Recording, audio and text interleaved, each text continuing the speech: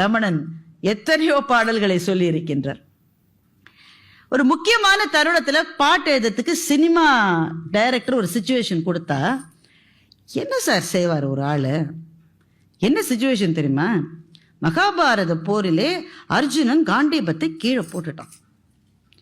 இதை விட முக்கியமான ஒரு சிச்சுவேஷன் உலகத்துல எந்த கதையிலுமே கிடையாது. அவன்தான் அந்த கதையின் நாயகன், அவன்தான் அந்த போர்க்களத்தினுடைய வெற்றி விஜயன். அவனை பொறுத்துத்தான் அந்த போரினுடைய முடிவு இருக்கிறது. எல்லாம் அவன் கையில். அவனுக்கு சாரதியாக கண்ணன் வந்து உட்கார்ந்து இருக்கிறான். அர்ஜுனன் சொல்கிறான், கண்ணா நான் போராட முடியாதுன்னு காண்டீபத்தை கீழே போட்டுட்டான். இதுதான் சார் சிச்சுவேஷன், பாட்டு எழுதுங்கன்னு கண்ணதாசன் சொல்றாங்க டைரக்டர்.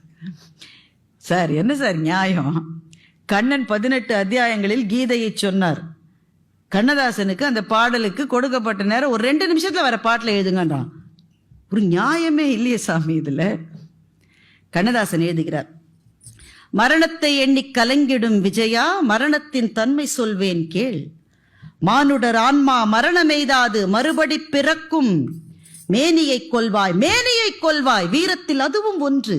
நீ விட்டுவிட்டாலும் அவர்கள் மேனி வெந்துதான் தீரும் போர் நாள்.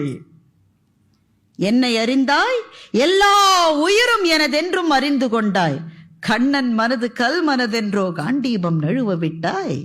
மன்னனும் நானே, மக்களும் நானே, மரம் செடி கொடியும் நானே. சொன்னவன் கண்ணன், சொல்பவன் கண்ணன், துணிந்தனில் தர்மம் வாழ. புண்ணியம் இதுவென்று உலகம் சொன்னால் அந்த புண்ணியம் கண்ணனுக்கே.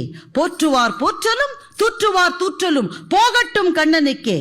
கண்ணனே காட்டினான், கண்ணனே சாட்டினான், கண்ணனே கொலை செய்கின்றான். காண்டீபம் எழுக, உன் கைவண்ணம் செழிக்க, இக்களமெல்லாம் சிவக்க வாழ்க என்று கண்ணதாசன் பாடலை எழுதுகின்றார். பெருமக்களை, கீதையை இப்படி சொல்ல முடியுமா? நான் சொல்லும் போது எண்ணிக்கொண்டே வந்தேன், நீங்கள் கவனிச்சீங்களான்னு தெரியல. சரியாக 18 வரிகள் இந்த பாடலில் இருக்கிறது. கீதையின் 18 அத்தியாயங்களை 18 வரிகளில் ஒரு கவிஞரால் கொடுக்க முடியும் என்றால் கண்ணதாசனை தவிர வேறு யாருக்கும் அது சாத்தியமில்லை.